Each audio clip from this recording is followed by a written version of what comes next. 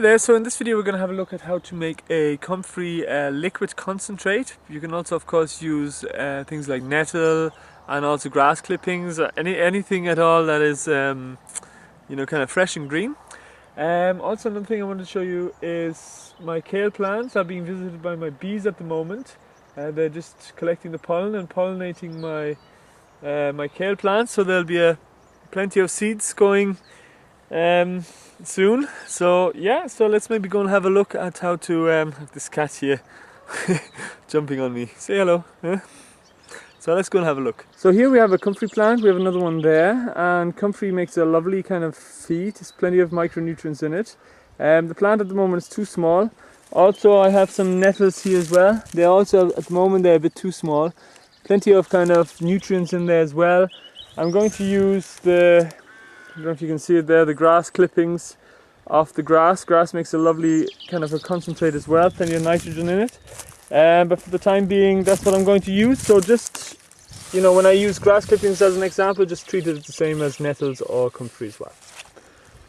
Now I'm going to show you 3 different ways of how to make this concentrate. And of course, the method that I use is pretty much one of the easiest ways of doing it, because all you need is a barrel, an old pot with some holes in it, and you just place your pot inside and it fits in nicely. Make sure it fits tight. This one actually has a nice little rim, so it holds it in place. Now the next thing I need to do is get my grass clippings or comfrey or nettles or whatever it is, and I just put it into the pot and I pack it down heavily. So imagine I'm going to put all these grass clippings into this pot, and all I have to do then is put a stone on top. And what's going to happen is all these grass clippings are going to heat up, and then they're going to give off this lovely black liquid, which is our concentrate. Now the next thing you need to do, of course, is with maybe 2 cups, you're only going to get about 2 cups of concentrate, so it's very, very strong. You add water to it, you fill up the whole barrel, and then all you have to do is use your watering can and feed your plants. Now I'm going to show you even a simpler method, and this is going to be method number 2. And all I'm going to use is this kind of black pipe here. It's only 8 centimeters in diameter. You can of course use bigger ones, you get more liquid feed that way. You place it into your barrel and you get your grass clippings. I'm just going to reuse the same ones. Now if you have nettles, of course wear gloves, and you just pack it up and you use your stick and you push it down, and you can of course do it from both sides as well. Pack it in down nice and tight, and once the pipe is full, you place it into your barrel, and within 2 or 3 days you're going to get liquid feed. Try to do it on like a non-rainy kind of few days, because you don't want too much water getting into your barrel at the outset. But it doesn't really matter with this method.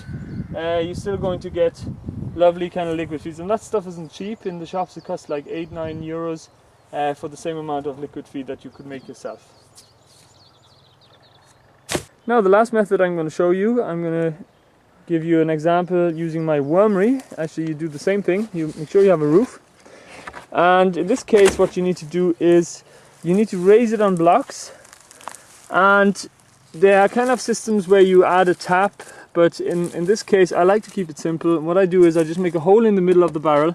Don't make these side holes, that's for the worms, you don't need them on this system.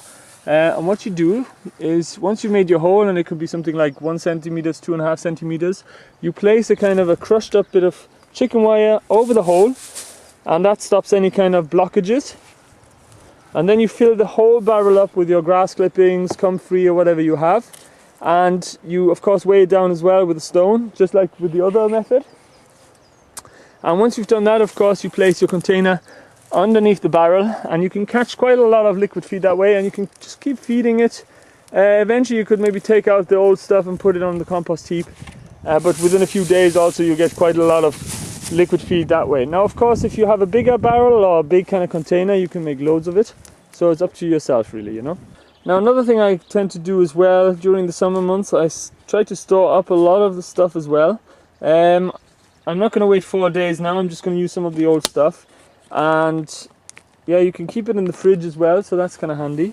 Now what I also do is I add some of this black strap molasses. It's organic, unsulfured, and it's dead cheap, like €1.50 or something for the whole jar. So I'm just going to use maybe that much of it, maybe 4 tablespoons.